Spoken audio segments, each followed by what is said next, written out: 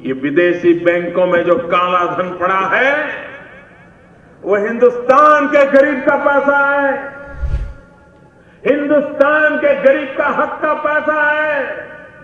ये चोर लुटेरों ने हिंदुस्तान के खजाने को लूट लूट करके, गरीब के पेट में से लूट लूट करके विदेशों में बैंकों में जमा किया हुआ है। प्रधानमंत्री नरेंद्र मोदी को जब साल 2014 में बीजेपी का पीएम कैंडिडेट घोषित किया गया तो बीजेपी काला धन पर रोक लगाने और वापस देश में लाने के साथ चुनाव प्रचार में उतरी और उसे बड़ी जीत हासिल हुई। सरकार में आने के बाद सरकार काले धन पर शिकंजा कसने का अक्सर दावा करती रहती है, लेकिन स्विस बैंक के नए रिपोर्ट ने सरकार के सभी दावों की पोल खोल दी है। इस रिपोर्ट के मुताबिक स्विट्जरलैंड के बैंकों में भारतीयों का पैसा 2024 में 3 गुना से ज्यादा बढ़ गया है।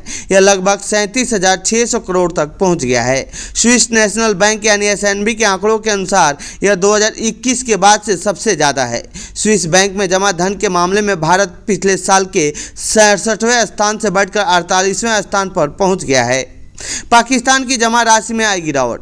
पाकिस्तान की जमा राशि में गिरावट आई है, जबकि बांग्लादेश की जमा राशि में वृद्धि हुई है।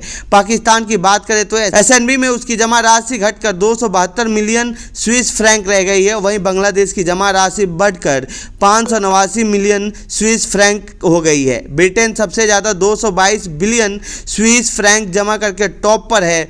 वहीं यानी सबसे ज़्यादा पैसा ब्रिटेन का जमा है। अमेरिका 89 बिलियन फ्रैंक के साथ दूसरे स्थान पर है। वेस्ट इंडीज का 68 बिलियन फ्रैंक इस बैंक में जमा है। स्विस बैंक के जमा राशि में क्यों आया है उछाल? दरअसल स्विस बैंक में जमा राशि ज़्यादातर भारतीय कंपनियां और बैंकों का है। इसमें व्यक्तिगत ग्राहकों की जमा राशि में मामूली वृद्धि हुई है, जो करीब 11% है, यानी 346 मिलियन लगभग 3,675 करोड़ रुपए हो गई हैं। बता दें कि CHF स्विस फ्रैंक का शॉर्ट फॉर्म है, जो कि स्विट्जरलैंड की करेंसी है। इस रिपोर्ट के आने के बाद से पीएम मोदी का 2014 का एक वीडियो सोशल मीडिया पर वायरल हो रहा है, जिसमें वो सभी देशवासियों से काला धन वापस लाकर 15 लाख रुपए तक का फायदा दिलाने की बात कर रहे हैं। सुनिए पीएम मोदी का ये भाषण। भाइयों बहनों, ये विदेशी बैंकों में जो काला धन पड़ा है वो हिंदुस्तान के गरीब का पैसा है, हिंदुस्तान के गरीब का हक का पैसा है।